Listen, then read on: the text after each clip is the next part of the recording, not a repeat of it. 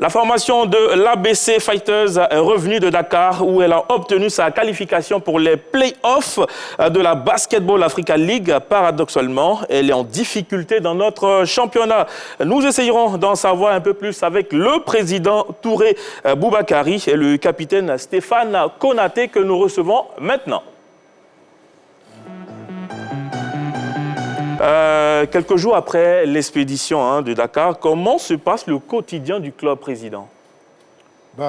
C'est le même quotidien comme avant notre départ. Nous restons concentrés toujours et nous continuons la préparation parce que l'objectif est atteint pour la première partie, mais ce qui reste à faire, c'est Kigali. Et donc on se prépare, on ne se déconcentre pas, on continue la préparation. Toujours focus sur l'objectif. Pour revenir à la conférence à Sahara, comment vous avez vécu ce tournoi, Stéphane Konaté? Il faut dire que la majorité des joueurs de l'ABC sont habitués quand même à cette compétition. On a au sein de cette équipe-là des joueurs quand même expérimentés, notamment moi, Aruna, Chris Obekpa, qui ont eu de participer à deux éditions de BAL déjà. Et puis quelques joueurs de l'ABC qui ont participé quand même à des compétitions internationales. Donc on partait certes peut-être en nouvelle équipe, mais on partait nous pour aller bousculer un peu la hiérarchie dans cette compétition-là. Et je pense que c'est ce qu'on a fait. Le plus important, comme les dirigeants avaient assigné, c'était de se qualifier pour les playoffs. Et je pense que de manière historique, l'ABC quand même s'est qualifié pour les playoffs et c'était l'objectif. Président, vous étiez derrière, regardez l'équipe jouer. Comment est-ce que vous avez vécu ce tournoi, vous, en tant que président? En tant que président, j'ai vécu l'événement comme un président doit le vivre, c'est-à-dire rester concentré, inquiet, suivre ses athlètes. Et puis je pense que les athlètes ont donné le meilleur d'eux-mêmes. On partait en outsider parce que personne ne nous attendait et nous avons démontré qu'ils avaient tort. Donc on a fait ce qu'il fallait faire. Président, avant de partir, il y a eu un tournoi ici du côté d'Abidjan. Finalement, ce tournoi vous a fait un grand bien, n'est-ce pas? Oui, à mon avis, ça nous a fait un grand bien parce que ça nous a permis effectivement de faire des petits réglages avant d'arriver à la chose. Mais ça fait grand bien aussi à nos adversaires qui étaient le Mali et le Nigeria. Mais l'essentiel, c'est qu'on a tiré les leçons de tout ça et on continue la préparation. Sans Sévérin? Moi, je voulais demander à Stéphane, le capitaine, qui a eu de nouveaux coéquipiers pour la balle, comme l'autorise le règlement. Comment est-ce que vous les avez accueillis au sein de ce club avant l'exploit? Je pense qu'on est habitué à jouer avec des joueurs étrangers dans notre club. Le plus important pour l'équipe, c'est de les intégrer le plus rapidement possible parce que quand ils n'intègrent pas tous les joueurs, je pense que la mayonnaise d'abord ne prend pas et puis après les conséquences sont terribles pour le club. Donc les consignes des dirigeants étaient que ces joueurs-là puissent très rapidement s'intégrer pour qu'on puisse peaufiner la préparation. Et puis, comme disait le président, le tournoi de la Orange Ball était le bienvenu parce que ça a permis à cette intégration-là, comme vous le dites, de concrétiser l'intégration et de voir nos différents problèmes par rapport à tout ce qui était tactique et technico-tactique pour pouvoir régler ça avant de quitter ici et puis arriver à la compétition, on va dire presque prêt. Alors, lors de ce tournoi-là, vous avez joué contre Kwara Falcons et du côté du Sénégal également. Mais le micro, Yellow, s'il vous plaît. Je suis habitué. Alors, lors de ce tournoi-là, vous aviez joué contre Kwara Falcons et également à Dakar.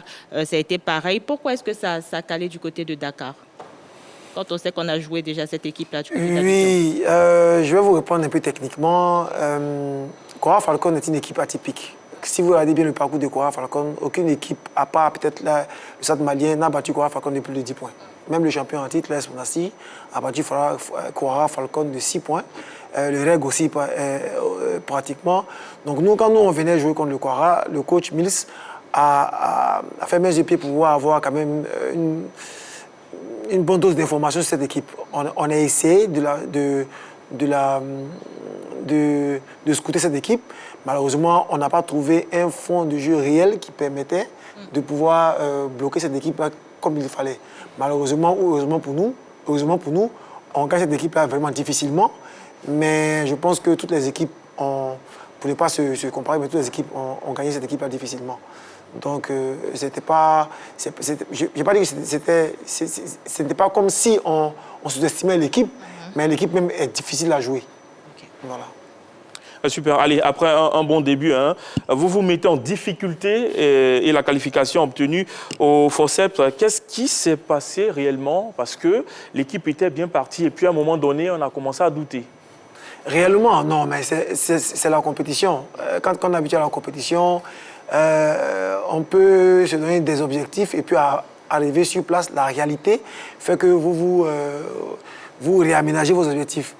Faut aussi comprendre que cette conférence était une conférence très équilibrée. Hein.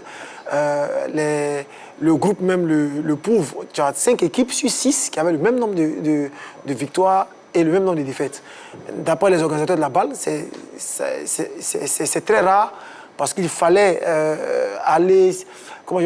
il fallait récupérer la dernière ligne du dernier article sur ce genre de configuration pour pouvoir démarquer et donner le rang nécessaire pour que les équipes puissent se qualifier. Ça a été vraiment difficile pour nous. La compétition internationale est difficile. Mais comme j'ai dit, le plus important, il faut retenir qu'on s'est qualifié au forceps, comme vous le dites, mais le plus important, c'est la qualification. Alors, vu de l'extérieur, on avait l'impression que vous vous êtes mis en danger inutilement, surtout face à cette équipe de Kwara qu'on pensait très abordable par rapport à ce que nous avez montré face à Monastir. Est-ce que c'était le cas? Est-ce que vous êtes mis en danger, je vais dire, inconsciemment ou... Non, pas qu'on s'est mis en danger inconsciemment. On savait très bien qu'il fallait qu'on gagne les 2 matchs. Le match de Kwara Falcon et le match du Stade malien. Oui. Comme j'ai dit, la compétition, c'est la compétition. On peut se donner des objectifs et puis arriver sur le terrain, on peut tomber sur des difficultés. Ça a été le cas. Heureusement pour nous, comme je l'ai dit, on gagne le match contre le Nigeria de peu, de justesse. Dieu merci. Mais contre le Mali, mais on n'a pas eu la chance... On n'a pas eu la chance de jouer notre back-to-back, c'est-à-dire nos 2 matchs d'affilée en début de la conférence. Malheureusement, de la compétition, on le joue à la fin. Malheureusement pour nous, on avait la qualification totale, ou je veux dire peut-être la première place, ou la place de champion même carrément de la conférence Sahara dans nos mains. Malheureusement, on n'a pas su... la saisie et on a plutôt confié notre qualification à une autre équipe. Heureusement pour nous que l'équipe là a fait du bon boulot. Et puis bon, voilà, on ne fait que remercier Dieu. Alors, Président, à quel moment de la compétition vous avez eu peur que votre équipe ne se qualifie pas? Bon, comme le capitaine l'a dit, notre destin n'était plus dans nos mains. Donc, on a assisté au match... au dernier match entre Monastir et puis le Sénégal. Bon, moi, j'avoue que après le premier quart-temps, j'étais persuadé que le Sénégal allait nous qualifier. Moi, j'étais justement avec quelqu'un qui me disait non, il faut que Monastir gagne. J'ai dit non, Monastir ne peut pas gagner, mais nous, on va passer. Et Dieu merci, Dieu nous a écoutés. Allez, Président, quelles sont vos satisfactions? Bon, la satisfaction, je veux dire, elle est unique parce qu'on est parti avec un objectif qui était de se qualifier pour les quarts de finale. Dieu merci, ça a été atteint, l'objectif a été atteint. Donc c'est une très grande satisfaction. Il n'y a pas autre chose qui dépasse ça. Capitaine Stéphane Konaté, quel était l'état d'esprit du groupe dans cette compétition-là? Je pense que l'équipe était quand même soudée, unie. Vous savez, dans toutes les équipes, il y a forcément des petits couacs, ça arrive, c'est normal. Il y a de l'adrénaline qui circule dans l'air. On subit quand même la pression extérieure et aussi la pression sur le terrain.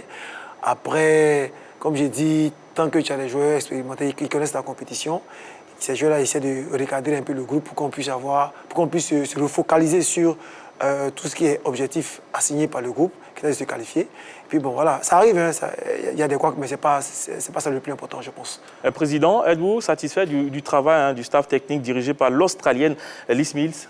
Oui, je suis satisfait du travail parce que je pense que c'est une technicienne qui connaît son travail, qui travaille beaucoup et qui suit, qui scoute les autres équipes pour voir les différences. Bon, je pense que dans l'ensemble, nous sommes satisfaits de ça. Beaucoup découvrent cette magnifique dame qui fait du bon boulot avec l'ABC. Où est-ce que vous l'avez dénichée? Bon, nous l'avons dénichée à Abidjan ici, lors du tournoi Elite 16. Mais on la connaissait puisqu'on a suivi les autres éditions du BAL. Elle a quand même à sa 3e participation. Donc, nous nous sommes dit qu'elle avait de l'expérience de la balle, c'est ce qui a poussé en sa faveur. Et puis, elle aussi, elle a regardé notre équipe pendant ce tournoi Elite 16. Elle a trouvé que nos locaux, bon ça, je pense qu'il faut le mentionner, elle a bien dit, pour aller réussir à la balle, il faut que vous ayez d'abord un noyau de locaux qui fassent le travail.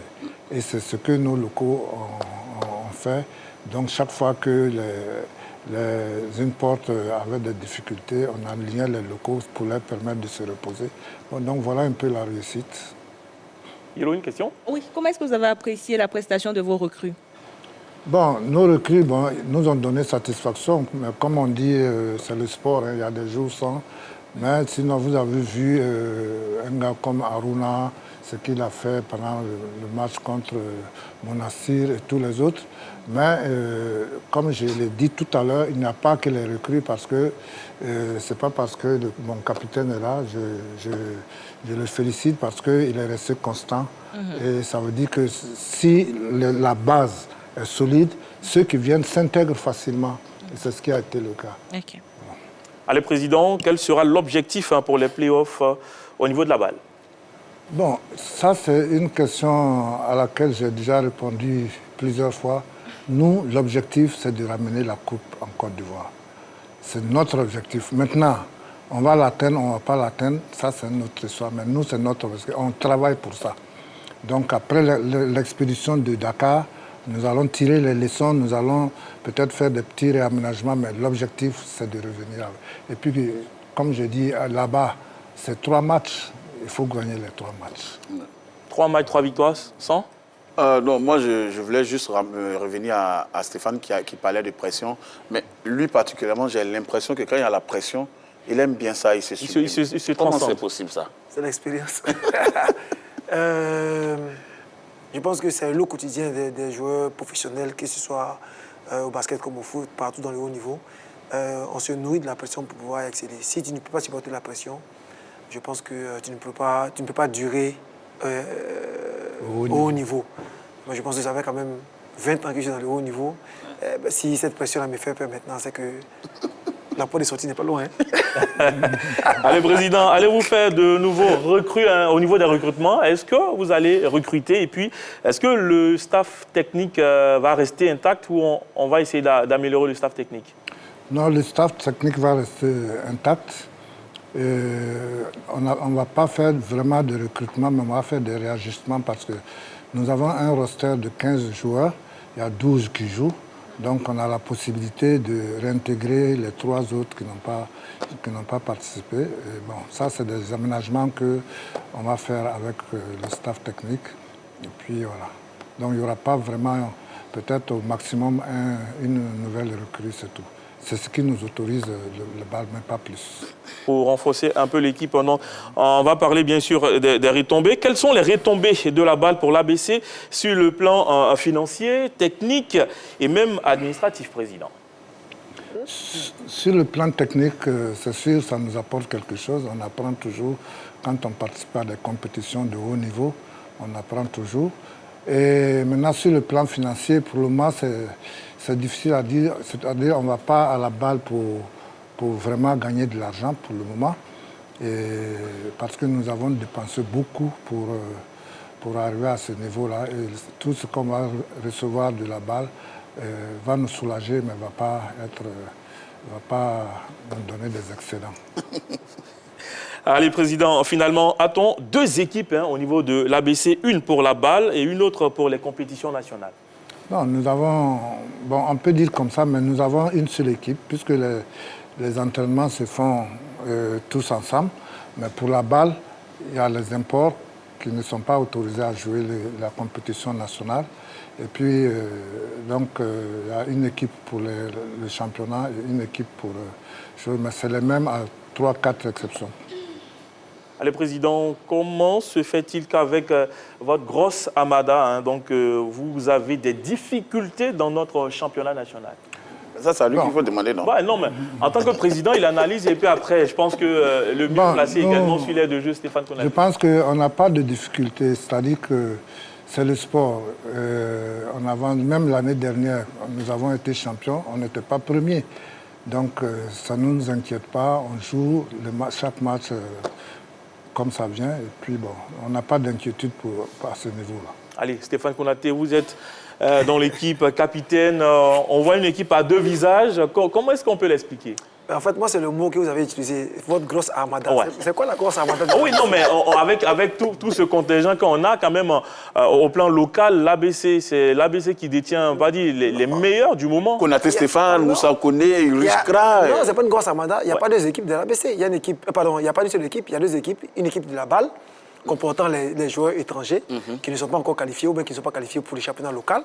Et tu as une autre équipe, qui est l'ABC, l'équipe normale de l'ABC. Avec son rooster. Avec son rooster, mais où aujourd'hui, c'est vrai, tu cites Koné Moussa. Koné Moussa, ça fait 3 ans qu'il joue au basket. Ouais. Donc nous, on l'a récupéré et puis on l'a mis au niveau où il est aujourd'hui. Ouais. Mais il a un niveau, pour moi, je pense qu'il a un niveau moyen. Ce n'est pas une grosse armada. Ce sont des jeunes avec qui on a été champion. Ces mêmes jeunes-là, c'est avec lesquels on joue aujourd'hui. Peut-être que le président va confirmer. On aura peut-être une ou deux recrues. Ça encore, c'est à confirmer. Mais c'est la même équipe de l'ABC qui a été champion l'année dernière qui est là. Et ça, c'est professionnel. Ouais. Ouais. Nous sommes deuxième du championnat. L'année dernière, avec 2 matchs en retard, on a été deuxième du championnat. L'année dernière, après, on a été champion. Peut-être on était troisième l'année dernière. Après, on a été champion. Le plus important, c'est la fin du championnat. On dit un championnat.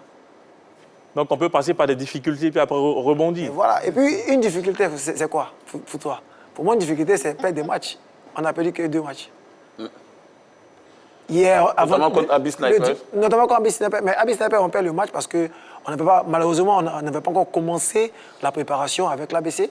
Donc, l'équipe d'ABC a allé jouer contre Abyss Sniper diminué, mais c'est quand même l'équipe d'ABC qui a perdu. Ouais. Donc, moi, je retiens qu'effectivement, qu'on a perdu. C'est pourquoi je mets cette défaite-là dans le lot des défaites d'ABC.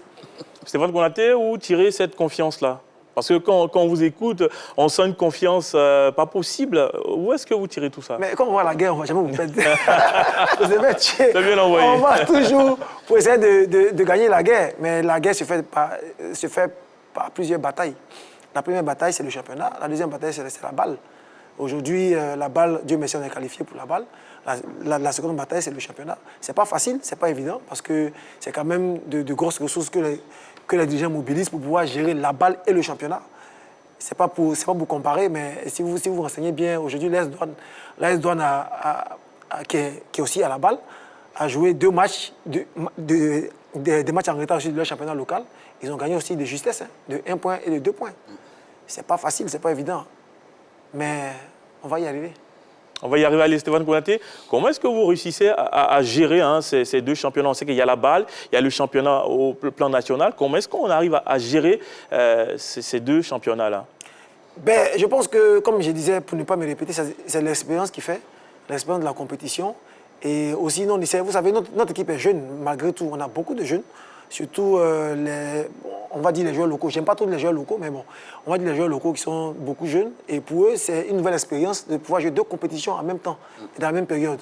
Donc, c'est à nous d'essayer de les canaliser, de pouvoir gérer les efforts, de pouvoir gérer tout ce qui est technico-tactique pour pouvoir réussir ces 2 compétitions-là sans pouvoir flancher. C'est pas évident, on y sait. Mais bon, comme on dit, on met tout en prière. Ouais. On met tout en prière. Allez, Président, qualifié pour la balle, est-ce que les autorités vous ont approché pour aider l'équipe à mieux performer à cette compétition jusqu'à là? Bon, merci pour cette question. Je pense que pour arriver à ce stade-là, il a fallu faire beaucoup d'efforts et beaucoup d'efforts financiers. Et Dieu merci, nous avons avec nous quelques sponsors. C'est dommage, on ne peut pas les citer sur votre plateau, mais qui nous ont suivis et qui nous ont beaucoup aidés. Donc je profite de l'occasion pour les remercier encore une fois. Et quant à ce qui concerne l'État, l'État nous a aidés beaucoup. L'État nous a aidés, l'État a eu confiance en nous. Je remercie le président de la République, le Premier ministre, le gouvernement et notre ministre des Sports, notre ministre de tutelle. Parce que vraiment, pour atteindre cet objectif-là, il a fallu qu'en plus de nos sponsors, l'État mette la main à la poche. Et c'est ce qui a été fait. Honnêtement, nous remercions et nous espérons que nous allons leur donner satisfaction en ramenant la coupe ici. Président, quel était l'appui de la Fédération ivoirienne de basketball? La Fédération ivoirienne de basketball nous appuie sur le plan logistique, sur je veux dire, les encouragements, les conseils. Bon, donc, vraiment, nous sommes aidés par la Fédération sur ce plan-là. Donc, ce n'est pas une affaire de financier, mais il y a beaucoup de formes de soutien pour quand on arrive à ce niveau-là. Allez, Président, à quoi doit-on s'attendre dans les prochains jours au niveau de l'ABC? On sait qu'il y a le championnat, la balle. On met quoi en place? Bon, on ne s'attend à rien de spécial. Ce qui est sûr, on reste concentré sur notre objectif, et nos deux objectifs, parce que ça ne sert à rien d'aller gagner la balle et puis de revenir l'année prochaine, on ne va pas. Ça, nous ne pouvons pas accepter ça. Ça veut dire que nous avons deux objectifs majeurs. Il faut qu'on fasse le maximum au niveau de la balle, mais les championnats, on va se concentrer pour ne pas perdre. Donc, il n'y a rien de spécial, on se concentre sur nos objectifs. Stéphane Konaté a répondu un peu à cela. Est-ce que c'est facile pour vous, en tant que président, de jouer sur deux tableaux? Non, ce n'est jamais facile de jouer sur deux tableaux, mais quand on arrive à ce point, on est obligé de faire avec. Il faut s'organiser, il faut faire en sorte qu'on puisse suivre deux lièvres à la fois. Francis Vérin? Alors, Président, la passion continue de vous animer, c'est vrai, sur les 5 dernières années. Est-ce que vous pouvez me dire quelle a été votre déception et quelle a été votre plus grande satisfaction? Sur les 5 dernières années? Oui. Bon, j'ai eu une déception parce qu'il y a 2 ans, nous avons perdu le titre, mais par notre faute, moi je pense. Et donc ça, c'était une très grosse déception. Et puis la satisfaction, c'est la reprise à main du championnat et puis le départ pour la balle. Donc voilà, donc c'est la satisfaction et puis la déception, c'était notre échec de choses. Stéphane Konaté, un mot sur le niveau du championnat actuellement. Comment est-ce que vous trouvez le championnat national? Le championnat, c'est d'un bon niveau. Je peux dire ça comme ça, sans trop rentrer dans les détails. C'est d'un bon niveau. Je pense que si ce n'était pas d'un bon niveau, l'ABC n'allait pas être qualifié pour les playoffs à la balle. Donc, effectivement, ça dénote d'un bon niveau. Et voilà. Un mot sur la JCA, leader du championnat? La JCA, c'est une équipe de basket qui joue le championnat de Côte d'Ivoire. Ils sont premiers du championnat.